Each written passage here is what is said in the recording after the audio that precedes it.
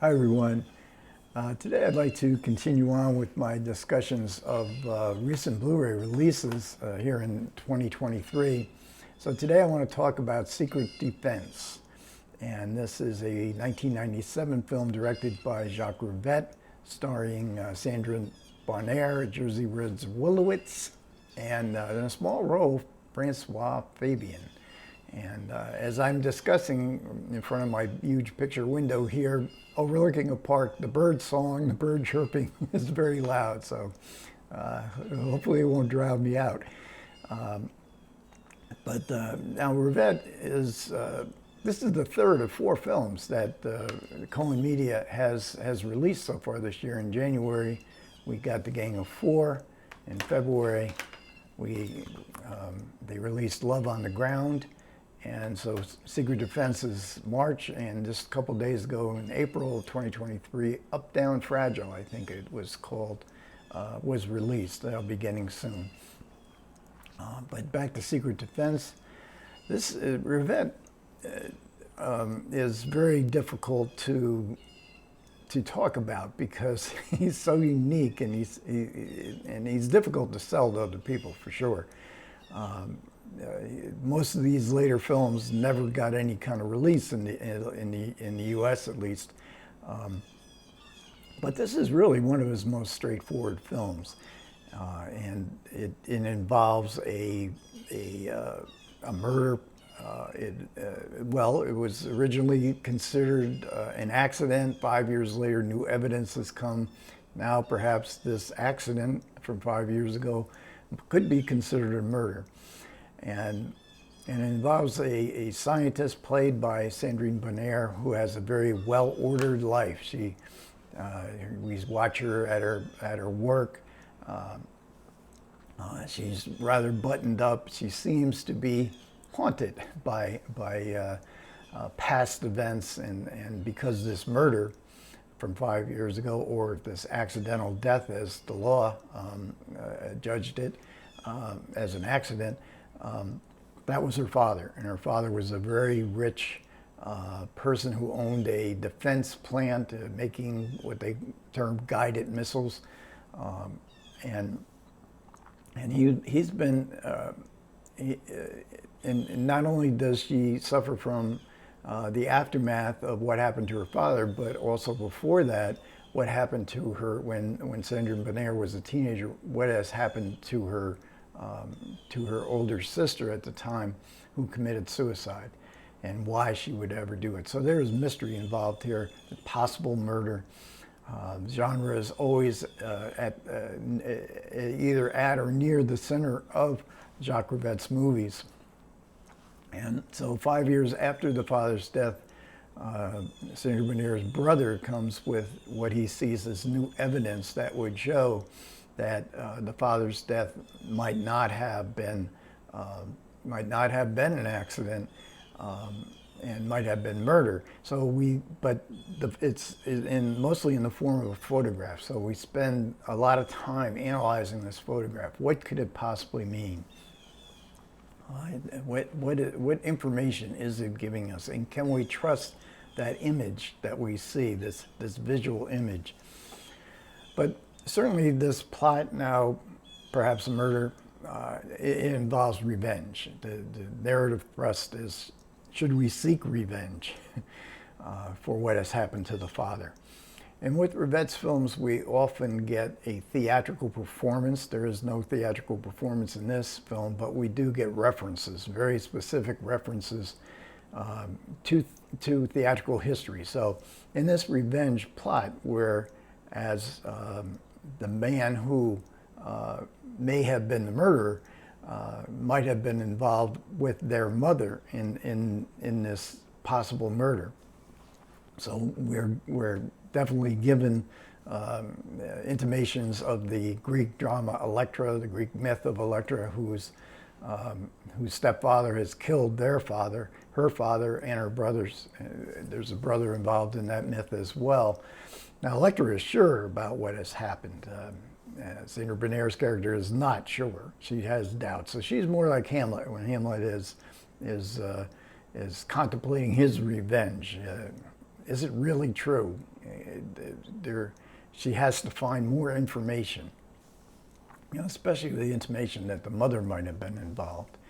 So we have this sort of genre plot, this sort of genre murder plot, which is certainly a vital part of movie history. But we also get a documentary flavor to the film that Rivette places also around his films, around his genre storylines. So we get a lot of travel time in this movie. Now, Rivette, one of the reasons people shy away from Rivette is the long running time. Secret Defense is almost a 3-hour movie. But I find it fascinating, hypnotic. The hypnotic power of cinema is illustrated, revealed in Secret Defense and in much of Jacques Rivette's films. And in this travel time, we get to see documentary style. We get to see Sandrine Bonnaire in her laboratory and the different minutiae, different projects they're working on, and but then we get to see her as she moves around. And so we see her walking on busy Paris streets. We see her. The metro is a big element of the story. We see Sandrine Bonnaire as she goes down into the station, then to the platform. We see her get on the train. We watch her on the train. We see her get off the train, go back up the stairs to the street. And later on, we get to see her walking on a dark country road. So this travel time is even more enhanced by a 20-minute segment of this film. And this is, I mentioned the hypnotic power of cinema.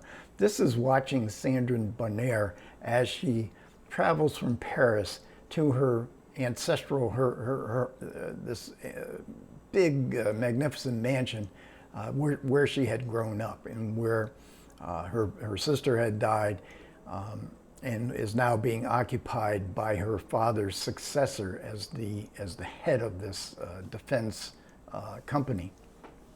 Very powerful man. So even though they think they've discovered evidence, Sandrine Bonnaire and her brother, they don't go to the police because he just has too much power. So we get a 20-minute segment where we watch her go by train, buy her ticket, board the train, watch what she does on the train, sitting, a couple people, we see her interact with a couple of other people. She has to change trains. We watch her as she looks at the timetables of the train and the connections she has to make.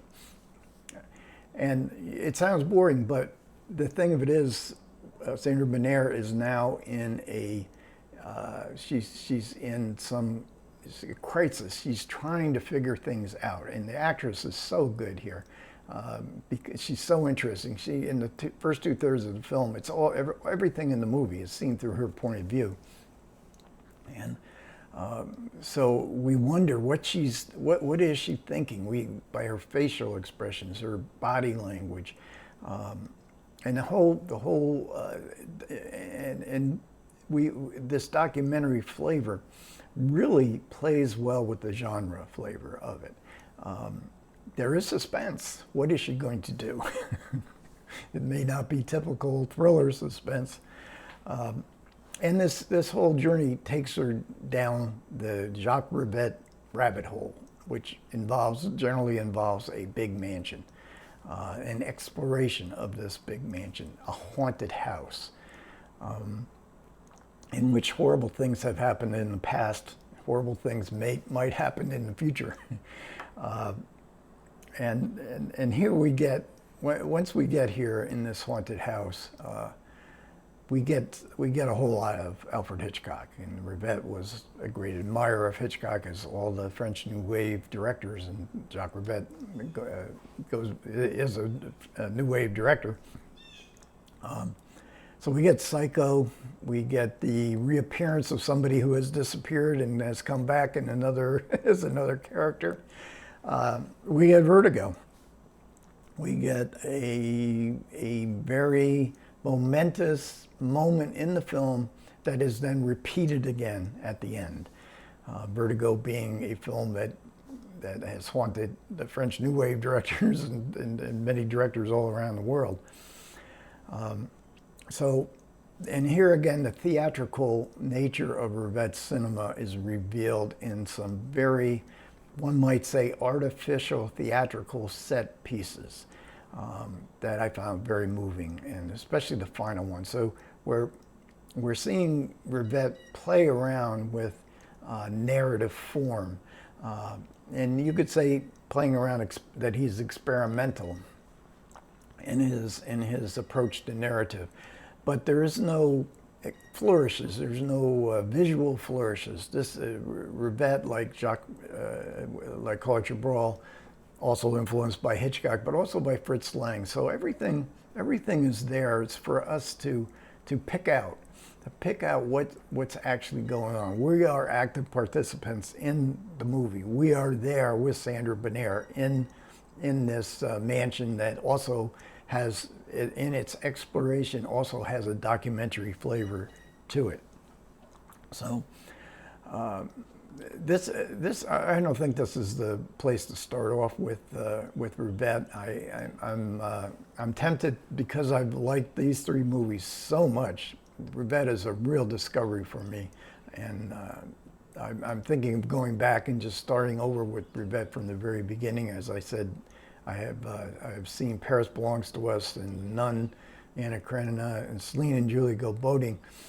So this is 6. I've also seen his film with Michel Piccoli and Emmanuel Biart, the title, I think it was called The Great Beauty in English, La Belle Noiseuse, something like that, which is, I think, a 4-hour movie, which I love too. So again, Rivette being a big discovery. A couple years ago, I had Frank Borzage, and last year Kobayashi, a great Japanese director, Masago Kobayashi.